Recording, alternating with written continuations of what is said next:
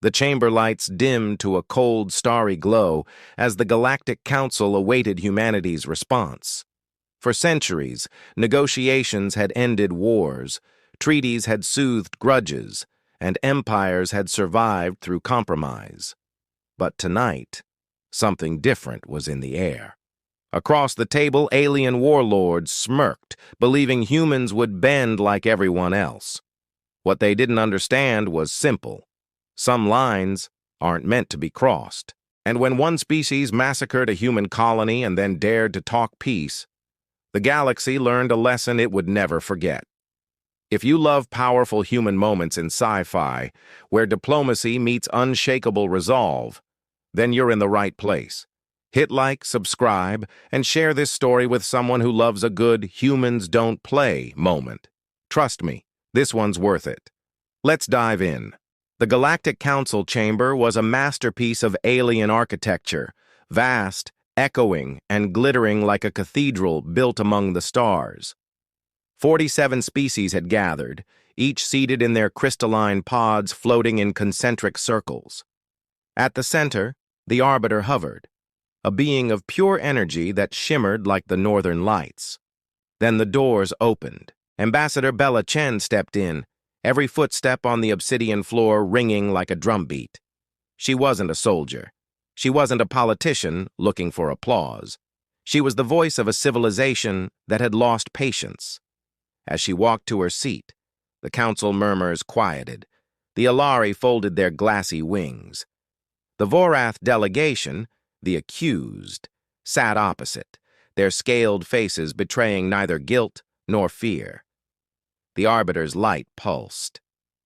The emergency session begins. Humanity stands accused of an unprovoked attack on a Vorath colony vessel. Earth, do you have a response? Bella stood slowly. We do.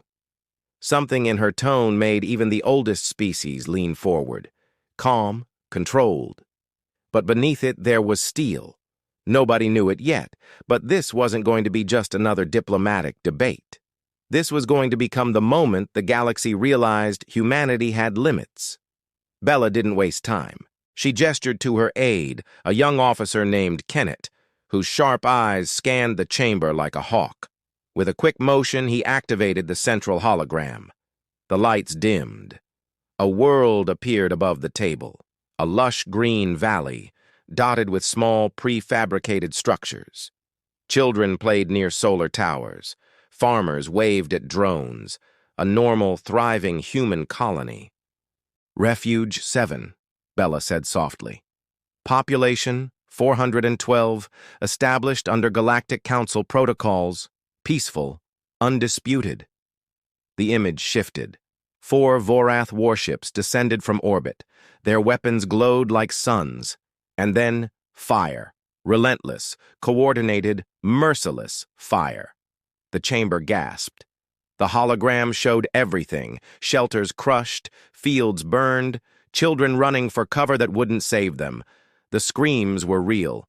When the image faded, a silence heavier than gravity filled the room. Even species who had fought wars for centuries lowered their eyes. Bella's voice cut through the stillness. These weren't soldiers, not combatants. These were families. And the Vorath didn't issue a warning. They didn't negotiate. They exterminated. She looked directly at the Vorath commander. And then they tried to build on their graves. The chamber didn't breathe. Everyone sensed it. Something had changed. For a heartbeat, nobody spoke. The Arbiter's glow dimmed, absorbing the weight of what they'd seen. Then, slowly, murmurs rippled through the chamber. Disbelief, outrage, fear. The Vorath commander finally rose, his scales darkening to a bruised purple. Refuge 7 was illegal encroachment. We warned humanity. They ignored us. Their deaths are their fault. Gasps erupted. The arrogance was staggering. Bella didn't flinch. She stepped forward, hands clasped behind her back, her voice calm but cutting like cold steel. You warned no one. You didn't negotiate. You slaughtered sleeping children, and then you called it strategy. A hush swept through the chamber again. She turned to the council. For years, humanity learned your rules. We signed your accords. We compromised. We became part of this galactic community because we believed in something bigger than ourselves. Her gaze hardened. But you all need to understand something fundamental about us. We will negotiate trade disputes. We will compromise over borders. We will talk endlessly about resources. But there is one thing humanity will never do. She let the silence linger, an invisible drumbeat before the blow. We do not negotiate with murderers. Not now, not ever. The chamber froze. History shifted in that single sentence. The Vorath commander slammed his clawed hands on the table, rattling the translation drones. You dare lecture us? Your own history is soaked in blood. You are no better. Bella didn't deny it.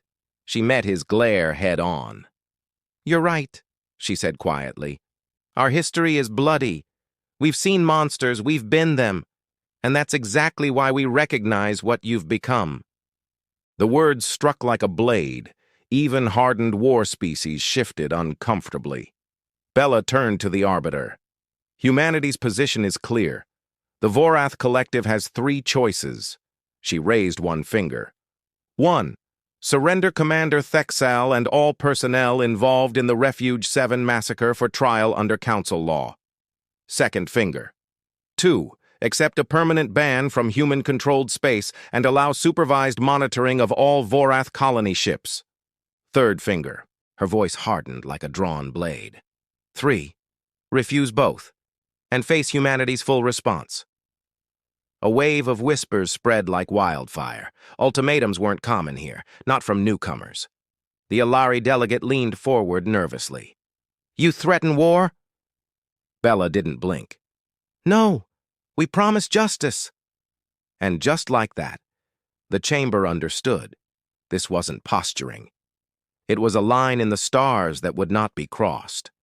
For a long moment, no one moved. The council chamber buzzed with hushed, frantic translations as alien delegates processed the ultimatum. Then, a quiet voice broke the tension. A smaller Vorath official stood, wearing the insignia of their high parliament. The Vorath government has just voted, he announced. Commander Thexal and his officers are hereby remanded to council custody. Their actions do not represent us. Thexal roared in betrayal, his voice echoing like thunder. Security drones moved swiftly, locking him in stasis cuffs as the entire chamber watched in stunned silence. Bella didn't smile. She simply nodded, then turned to the Arbiter. Justice begins here. As the session adjourned, Kenneth walked beside her through the long, starlit corridors. Do you think they'll remember this? He asked quietly. Bella glanced up at the galaxy spread beyond the glass ceiling. Yes, she said. They'll remember that humans can be diplomatic, patient, even generous. But they'll also remember something else. She paused, eyes narrowing with quiet resolve. We have lines we don't cross, and we don't let anyone else cross them either. Behind them, the chamber stirred with a new understanding. Humanity had entered the stars not just with words, but with principles the galaxy would never forget.